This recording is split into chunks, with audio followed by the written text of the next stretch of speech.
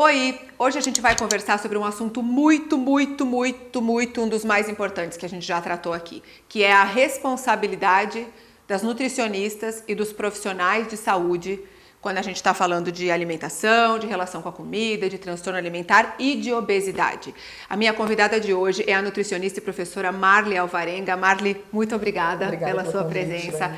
A Marli é uma super estudiosa desse assunto, ela já tem pós-doutorado pela USP, já escreveu vários livros, já publicou vários livros. Ela é também a idealizadora da nutrição comportamental e coordenadora do GENTA, que é um grupo que estuda obesidade e transtornos alimentares. Marli, durante a minha vida, minha peregrinação de nutricionistas e tentar emagrecer e dieta restritiva, ao longo desse caminho eu fui a várias nutricionistas e médicos endocrinologistas que pioraram o meu transtorno alimentar. Que ainda que eu estivesse no peso normal, receitavam remédios para emagrecer, dietas super restritivas. A última nutricionista que eu frequentei há uns 2 ou 3 anos, eu falei, eu já quase não como carboidrato. Ela falou, então ótimo, então agora a gente tira todo o glúten e tira a lactose também.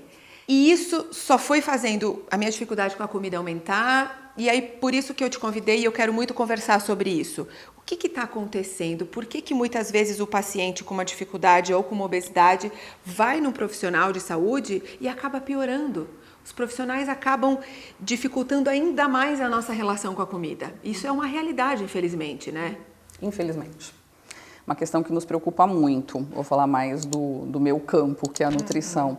Mas é uma discussão que nós temos procurado ter com os alunos, com os colegas com os quais a gente faz curso, com os quais a gente tem contato. Porque, infelizmente, é uma realidade que a gente recebe também dos pacientes, nos contando isso. Muitas vezes o gatilho para um transtorno alimentar, o gatilho para uma compulsão, o gatilho para um problema pior foi um profissional de saúde. Porque a influência das celebridades ou da mídia é muito grande, mas se um profissional recomenda essas coisas, né, ou determina algumas diretrizes, o peso é muito maior, porque nós somos reconhecidos como os especialistas, os formadores de opinião nesse assunto. É uma questão emergente da formação dos profissionais de saúde, eu acho que da formação do nutricionista, porque nenhum nutricionista aprendeu isso que te recomendaram na faculdade, que se alguém chega dizendo eu quero secar, aliás, a gente não tem uma disciplina como secar alguém, um paciente, muito menos essa diretriz de cortar carboidratos que não procede absolutamente do ponto de vista científico e continua sendo a panaceia generalizada, muito menos cortar glúten e lactose quando você não tem os problemas específicos a respeito. Então a pessoa acaba replicando os seus próprios preconceitos pessoais, ou as suas ideias sobre as coisas e não uma ciência, ou acaba replicando aquilo até que ela está vendo na mídia que as blogueiras estão recomendando ou que as celebridades estão fazendo, sem pensar, então, muitas vezes que isso pode ter um efeito deletério. A gente usa o termo iatrogênico, que é uma palavra um pouco estranha demais, para falar sobre as consequências negativas que um tratamento de saúde pode causar. Então, eu tenho defendido nos últimos tempos que a gente incorpore ao juramento do nutricionista a mesma coisa que os médicos fazem no seu juramento, que é parte do chamado juramento hipocrático de Hipócrates, que é dizer que antes até de procurar promover a saúde e o bem do paciente, que é preciso não causar dano. Então, será que a sua fala sobre comida, sobre corpo, sobre peso, sobre saúde, pode causar algum dano a alguém? E esse tipo de conversa hoje ainda acontece de maneira muito incipiente na formação do profissional, que acaba tendo uma formação muito biológica, que olha a comida de um ponto de vista muito biológico, o corpo da mesma maneira, e que se esquece de pensar dessas possibilidades. A gente vê muitos profissionais de saúde, muitos nutricionistas postando coisas absurdas na rede social, que inclusive, Marli, eu falo assim, gente, essa pessoa está ensinando transtorno alimentar na rede social. E isso de fato está acontecendo em alguns casos. Sim, de fato está acontecendo. Então a gente tem hoje um acesso muito grande a informações e informações muito confusas e muito equivocadas que pioram a situação do que a gente tem, né? Pioram para a questão da imagem corporal, pioram para os comportamentos disfuncionais de transtornos alimentares, porque você tem todo tipo de ensinamento de estratégias inadequadas para perder peso, para compensar, para esse tipo de coisa. Mas mesmo sobre aquilo do que é uma alimentação saudável, do que uma pessoa deve fazer, persiste uma confusão absurda, onde as pessoas continuam chegando para o profissional e dizendo, mas isso é verdade ou é assim? O que eu faço? Pode ou não pode? Isso tá certo ou não tá certo? Por conta dessa cacofonia de informações, né, que não deixa as pessoas mais saudáveis. Então, você falou uma frase outro dia, não sei se foi numa palestra que eu te ouvi ou numa entrevista, que você disse assim, a gente está vivendo num mundo que quanto mais neurótico eu for com a minha alimentação, mais saudável eu estou, o que é um absurdo, porque essa neurose só faz a gente adoecer. Então é isso, a gente está ficando cada vez mais neurótico e alguns profissionais de saúde estão ensinando a gente a fazer isso. Então, daí é preciso pensar até na quantidade de informação que a gente dá. Então, a gente vive num mundo midiático, a gente precisa de informação, a gente, claro, tem as mídias e os profissionais como você fazendo um trabalho interessante, né, de desmitificar uma série de coisas, né, de discutir outras informações, mas é preciso pensar que esse excesso de informação, muitas vezes, ele é ruim. Confunde, né? Nós nunca soubemos tanto sobre saúde, alimentação, nutrição, obesidade. Não tem quem não saiba que é preciso comer menos açúcar e menos gordura, mais frutas e legumes. Eu sempre digo que é ridículo ir no nutricionista para ouvir isso. Todo mundo já sabe. Qualquer pessoa sabe. E por sabermos mais, estamos mais saudáveis? De maneira nenhuma. Todos nós sabemos dos problemas relacionados ao excesso de peso e as suas correlações com problemas de saúde. Isso também fez alguma diferença? Nenhuma. Na verdade, estamos mais obesos, mais transtornados, mais doentes. Cada vez mais. Mais informação não é necessariamente melhor. Nós somos hoje mais nutricionalmente informados e mais nutricionalmente doentes. Sim, confusos. Confusos. É uma coisa que o criador do termo nutricionismo, que é um pesquisador da Austrália chamado George Screenis, fala, né, assim, que é esse foco no nutriente, esse foco em um monte de informações que deixa as pessoas, na verdade, mais neuróticas.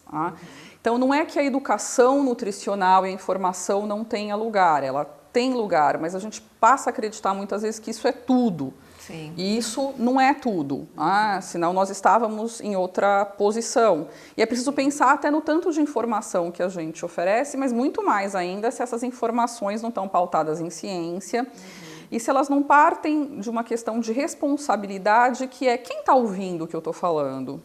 Como a pessoa vai interpretar essa minha recomendação, essa minha sugestão, essa minha colocação?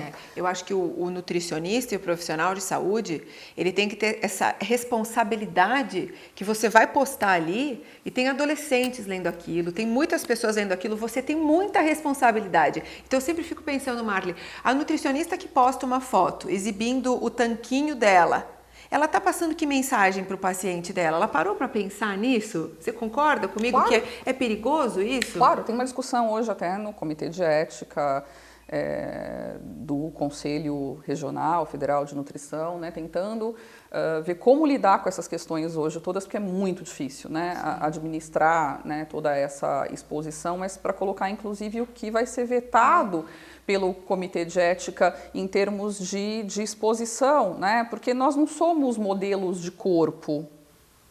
Nós não somos emagrecedores, que é uma questão que eu repito o tempo inteiro, nós não somos esculpidores de corpos, nutricionistas são especialistas em alimentação humana. Né? Não há sentido em replicar isso que celebridades estão fazendo, né, nas mídias sociais. Né? Então, se a celebridade também mostra o corpo e o que ela come e o que ela faz de atividade física, eu vou mostrar também. Para quê? Eu fico muito triste, Marli, quando eu vejo nutricionistas postando bioimpedância de celebridades, mostrando que as celebridades atingiram menos de 10% de gordura corporal. Ou foto com a celebridade esquelética do lado, dizendo, olha que bacana, ela está com menos de 10% ou 15% de gordura corporal. Isso adoece as pessoas, isso não é promover saúde. Não. Inclusive esse foco no peso, na forma Sim. corporal, na composição corporal, né? É um foco, né, assim, que não pode ser isolado. A gente precisa ampliar, é muito a nossa proposta, né, de olhar para o comportamento, de olhar para o que a pessoa pensa, sente, acredita sobre tudo isso. Claro que num contexto individual, eu e o meu paciente no meu consultório, isso pode ter lugar dependendo de quem é esse paciente, de quais são essas metas, mas não há o menor sentido, inclusive, em colocar aqui, veja o meu paciente com a minha postura, que alcançou este peso e alcançou esta porcentagem de gordura. Pode até ser que você tenha usado métodos, estratégias adequadas para isso, mas qual o sentido isso? De que isso serve para outra pessoa que tem um outro contexto, uma outra história, né, e que acha que só aquilo... É muito delicado, né? Só aquilo é sucesso. A gente tem hoje diretrizes até da Associação de Pediatria Americana, que publicou um guideline muito interessante no ano passado, que já se chama Como Prevenir Obesidade Sem Causar Transtornos Alimentares. Olha que interessante. Colocando justamente que o foco precisa parar de ser o peso. Exatamente. Porque você tem programas ainda de maneira mais generalizada, quando você pensa às vezes em intervenções em escolas, intervenções com adolescentes, que depois tentam mostrar como resultado quanto de peso aquele grupo perdeu. Então isso não faz o menor sentido, porque e se ele perdeu esse peso com uma série de estratégias disfuncionais, e nós conhecemos várias? Sim. Porque o foco é isso. Às vezes você tem até concurso de quem emagrece mais. De quem emagrece mais. O que isso mostra? Né? Então, a pergunta é, depois de uma intervenção dessas ou de um tratamento, como ficou o comportamento alimentar dessa pessoa? Sim. Igual o The Biggest Loser dos Estados Unidos. Exatamente. Fiz um vídeo recentemente falando que quase todos recuperaram todo o peso ou mais. E está comprovado que, na verdade, depois a alimentação da pessoa ainda acaba ficando mais transtornada. Não, primeiro você precisa até de coisas de longo prazo, né? Porque a gente já sabe que essas coisas não duram, é um dos problemas. Sim. Mas depois, como ficou a imagem corporal? Sim. Como ficou a autoestima? Como ficou a relação da pessoa com comida? Porque se ela perdeu peso e tudo isso piorou, ela vai reganhar esse peso e aí a gente corre o risco de coisas ainda mais complicadas, Sim, como compulsão, como um comer transtornado, que vai evoluindo para coisas cada vez piores. Então a gente precisa focar realmente em outra coisa. Isso não precisa ser, no caso dos profissionais, postado nas redes sociais, né? Veja como meu paciente, né, melhorou. É uma espécie de marketing. Sim. Muito irresponsável, na minha opinião, sabe? Muito irresponsável, porque você está expondo um paciente, você está passando uma mensagem perigosa para as pessoas, né? Marli, a gente vai encerrar essa conversa por aqui, porque na semana que vem a gente vai continuar conversando, só que desta vez sobre a influência principalmente do Instagram, das redes sociais e do Instagram na insatisfação corporal, na dificuldade com a alimentação. Então não perca o vídeo da semana que vem, você vai gostar muito. Até lá!